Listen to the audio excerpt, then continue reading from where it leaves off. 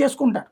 ఉమ్, ఇప్పుడు చంద్రబాబు గారిది హైదరాబాద్లో ఉన్న ఇంటికి ఉమ్, లేకపోతే ఆయన ఫామ్ హౌస్కి వాటికి కొన్ని సెక్యూరిటీ సిస్టమ్స్ ఇవన్నీ ఏర్పాటు చేశారు. ఉమ్, అవును. అప్పట్లో వైసీపీ ఆ లెక్కలు చెప్పింది, ఉమ్, దానికి 30 కోట్లు దీనికి 30 కోట్లు ఇట్లాగా రాష్ట్ర ప్రభుత్వపు బడ్జెట్లో నుంచి ఇచ్చారన్నాడు. ఉమ్, అలాగే జగన్మోహన్ రెడ్డి వచ్చాక చేయించుకున్నారు, ఉమ్, అది ఎక్స్పాన్షన్ చేయించుకోవడం, అవును అవును ఆ లోపల చుట్టూ ఉండడానికి అవును ఏర్పాట్లు అవును ఇవన్నీ. కాబట్టి ఎవరు సీఎంగా ఉన్నా ఒక 30-40 కోట్ల రూపాయల ఖర్చు అనేది కామన్గా నడుస్తుంది. ఉమ్, ఉమ్, అవును అది సెక్యూరిటీ పర్పస్ కింద సహజంగా ఖర్చు పెడతారు. అవును ఇదేంటి, ప్రభుత్వానికి ఒక అద్భుతమైన ఆస్తి ఏర్పడింది. ఉమ్, ఇప్పుడు మీకు నచ్చలేదు సీఎంగా అక్కడ వద్దనుకున్నాం, ఉమ్, సీఎం క్యాంప్ ఆఫీస్ ఉమ్, అద్దెలకు ఇవ్వండి, ఉమ్, కోట్ల రూపాయలు వస్తాయి నెలకి.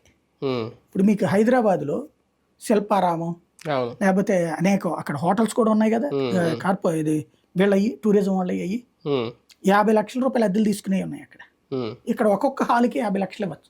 ఉమ్, మీరు చూడండి, ఇప్పుడు గుంటూరులో ఆ మధ్యన ఆలీ వాళ్ళ బిడ్డది ఏదో ఫంక్షన్ ఆ, జరిగింది. Shri convention hall. ఉమ్, ఎంత అది అద్దె ఉమ్, ఒక రోజుకి? అవును లక్షల్లో ఉంటుంది అక్కడ. లక్షల్లోనే ఉంది, ఉమ్, హెలిగి అవును ప్యాడ్ అది ఉంటుంది. అవును ఉమ్, ఇక్కడ కూడా అంతే కదా. ఇది మొత్తం 3 ఎకరాలు ఎంత ఆ, అంటారు. ఉమ్, ఇక్కడ ఇది అంతే కదా. ఉమ్, ఇప్పుడు A1 కన్వెన్షన్ హాల్ విజయవాడలో చూస్తారు, ఏ కన్వెన్షన్ ఉమ్, ఉమ్, ఉమ్, దాంట్లో ఉండేది ఒకటే పెద్ద హాలు అవును అవును ఏసీ.